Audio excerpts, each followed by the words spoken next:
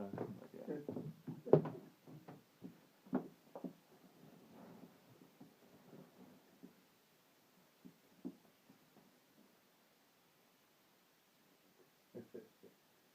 fine. It's nice to, smile. So, this is the first video with Chartwell, and we're going to have a little chat about beginnings, your beginnings, and your beginnings with Mbira. Yeah, okay. Well, I was born in Rhodesia,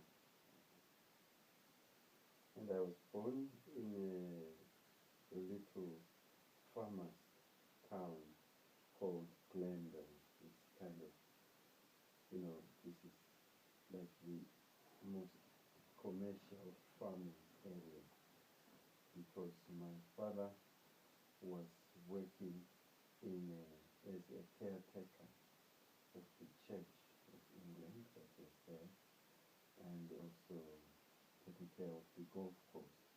So I was born in this place, and then later on, maybe when I was about 4, we moved to a village which is called Chiriseri, which is in Masembura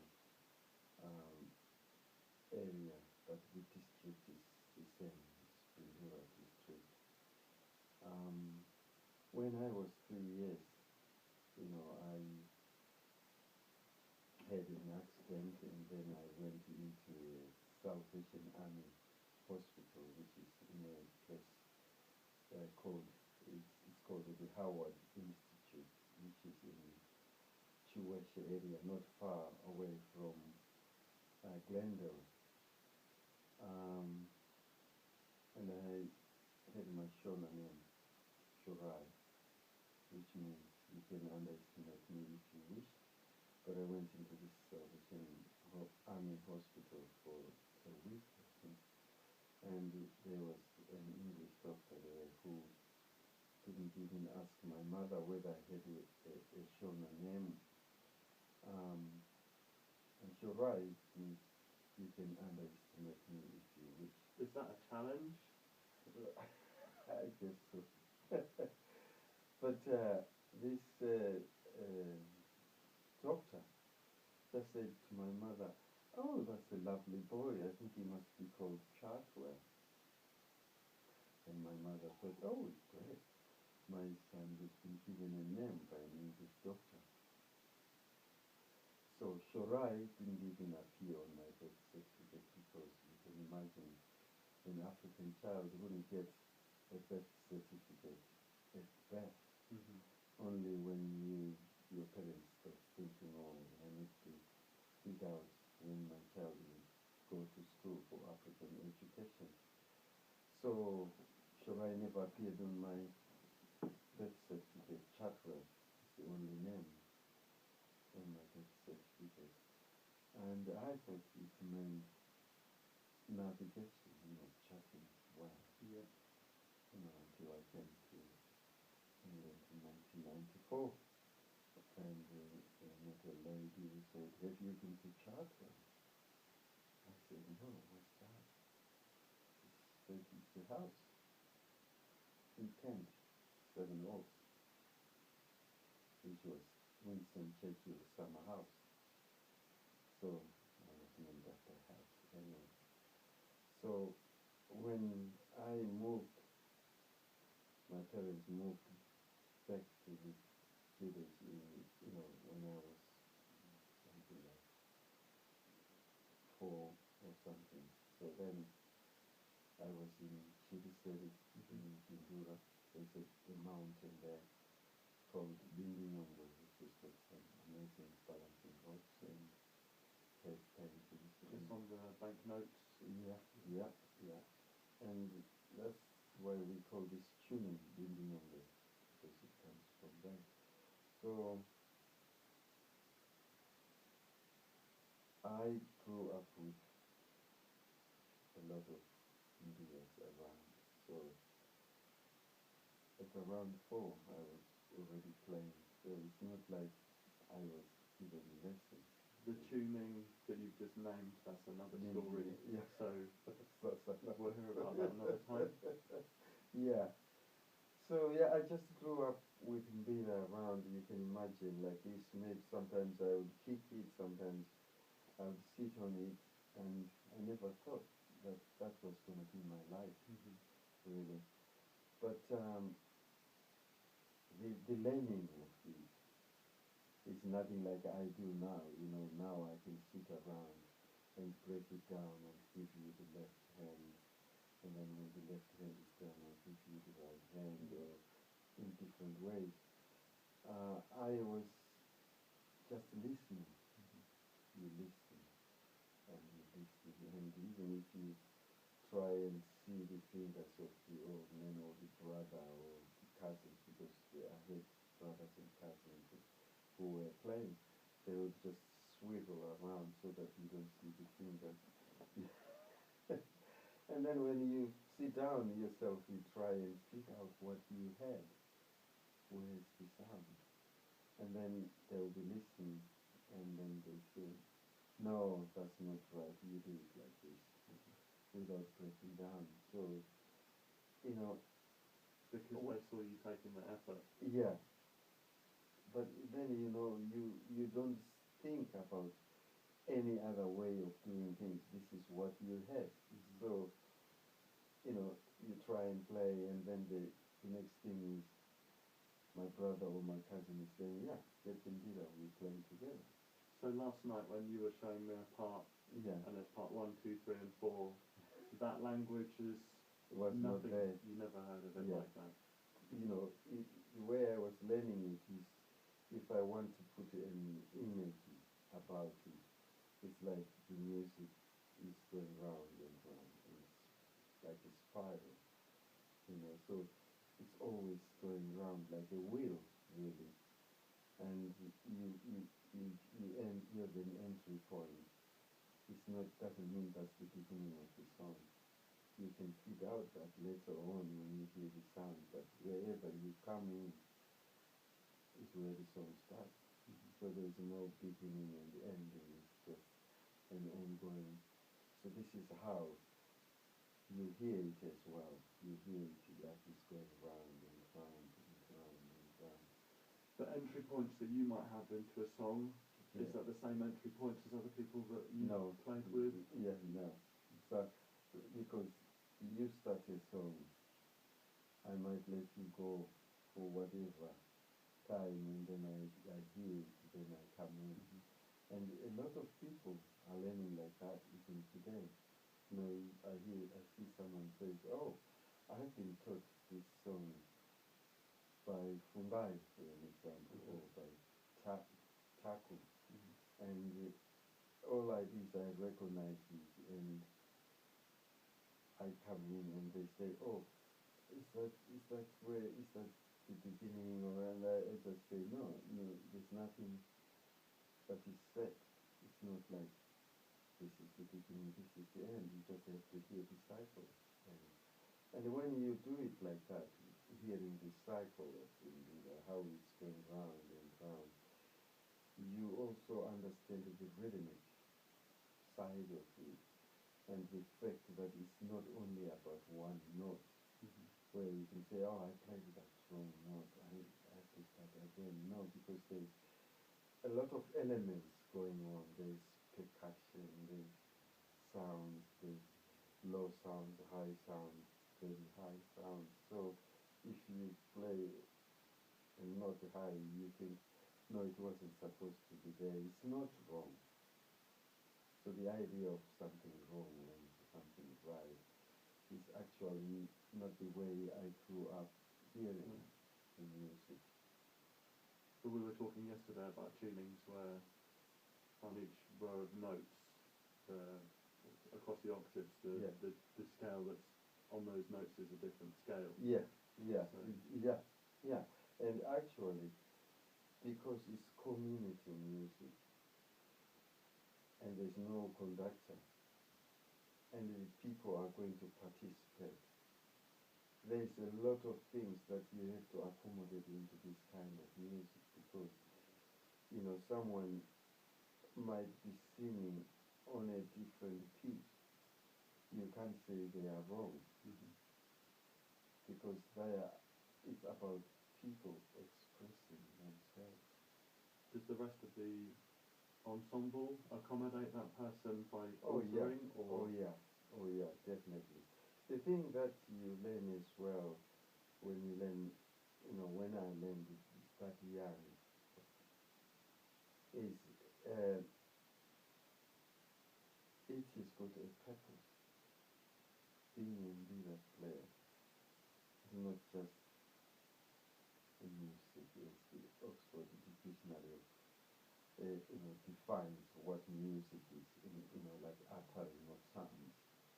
It's like you are creating this atmosphere with music so that people can express themselves, participate, and then the overall aim is for some people to get into trance and connect with the spirits of the ancestors. So, in other ways, you are painting a picture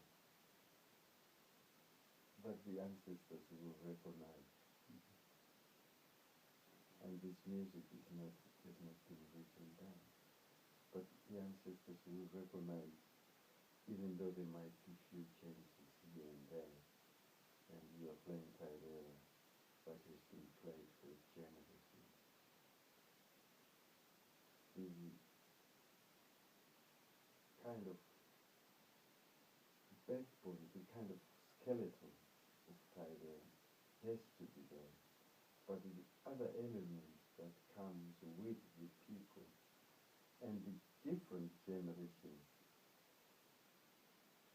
are the ones that are going to be slightly different, a bit like ongoing experiments. so the self-expression is welcome and Very much so. encouraged, Yeah, but the formula, the formula can change because we could be playing here, and then we go to, I don't know, let's say Wiltshire. They've got a different tempo there, and different timbre, and different sound. And then we go to Birmingham. They are very, very fast, and the tuning is in a different mode. You see how the people they talk, when you talk like, I'm from Birmingham, the music will be like that. And you go so to, regionally in Yeah. Zimbabwe there'll be different styles of playing. yeah, as long as there's Mbira, because it's not in every region. Yeah. And those styles would be recognised from their ancestors from those regions. Yeah, exactly. But then if I say, okay, and we are going to Geordie Land, and that's got Mbira there, we forget our tuning here. We go there, and the Geordie people will say, oh, you play Tairera, let's play on this. We'd have never had it like that. Yeah. So sometimes as well, people take their instrument and they tune very quickly to that sound. Mm-hmm. And sometimes it's kind of not exactly there, somewhere around there.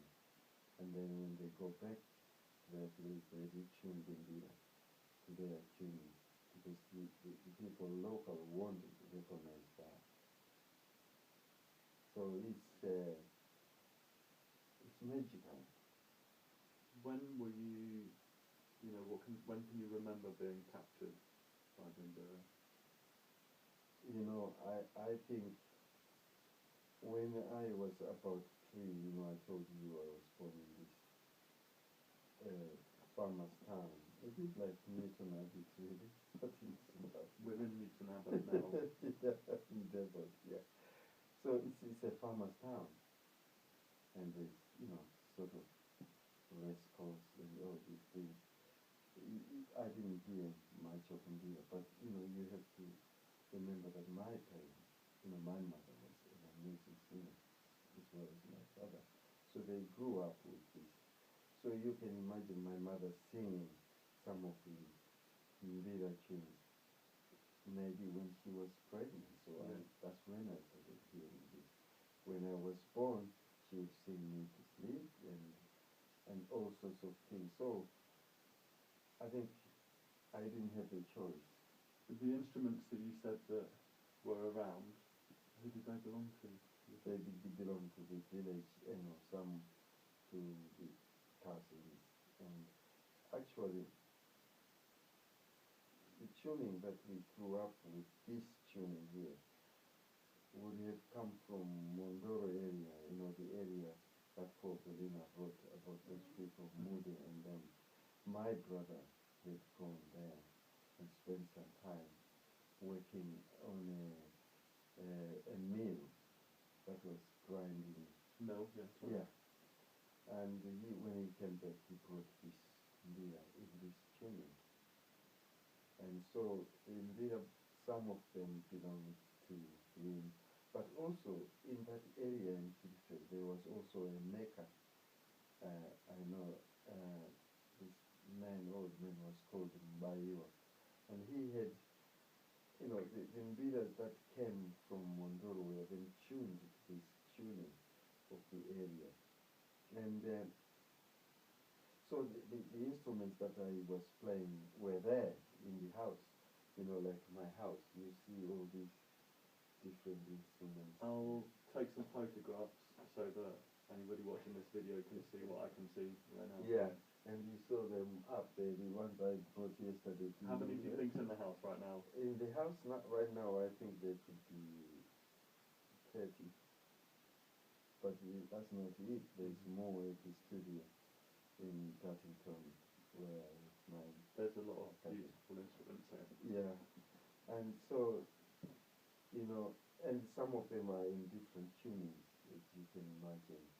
And some of these are in the same tuning, is what we call Devon tuning, but it's not from Devon. It's actually from the Mecca in Zimbabwe, Garikai Tirikoti. So I had few of those, and then my German friend Sebastian took this tuning and made it. So because there's so many people in Devon who have that. I think it's probably now one of the most popular tunings in the UK. Yeah, but probably in America as well. Yeah. So you can see how it connects with what I was telling you about regions, and I usually, when I'm teaching people, I like them to play different tunings, because when you play a song, say for example Nemam Sosa, on a different tuning, it's like a different song. It's transformed. Yeah, and you play it in a different tuning is again different. So the idea of introducing Mbira to, like in England, for me, it's very important to give people the sounds, different sounds that can roughly give them an idea of how this instrument becomes regional. I think when I first began playing on my Morocco tuned instrument, and I had Sebastian made me the Devon tuning. Yeah. And I enjoyed that. And then I tried the Morocco. Oh no, the Dindinyongwe? Yeah. Yeah. It felt wrong, and it was like that won't make sense to me. This is how it should be. Exactly. But then I was talking to some other players, and quickly it felt there was some other depth to that instrument. Yeah. But then that's only two instruments. Yeah. And do you like it now? Yeah, yeah. Yeah. So, you just used the word wrong there. Maybe we should talk a little bit more about that. What is it that makes you think something is wrong? Are you asking me now? Yeah, I'm asking you, because this is what I was saying before. Yeah. But, the idea of having community participating, you can't use that terminology that, oh, you're singing wrong, it should be here. So is that what made you use the word, oh, it felt wrong? So if you saw, at the time when I first started playing the other tuning, I was trying to explain it to people and saying that if you've got a meal that you're familiar with Yeah, like and you go to fish and eat that, chips. but it tastes like spaghetti bolognese or something, you might enjoy spaghetti bolognese, but you were putting fish and chips in your mouth. You don't want to taste that. So yeah, It So- wasn't what I was expecting. yeah, From, yeah, you know, exactly. when I make this movement, Yeah, I hear yeah. this.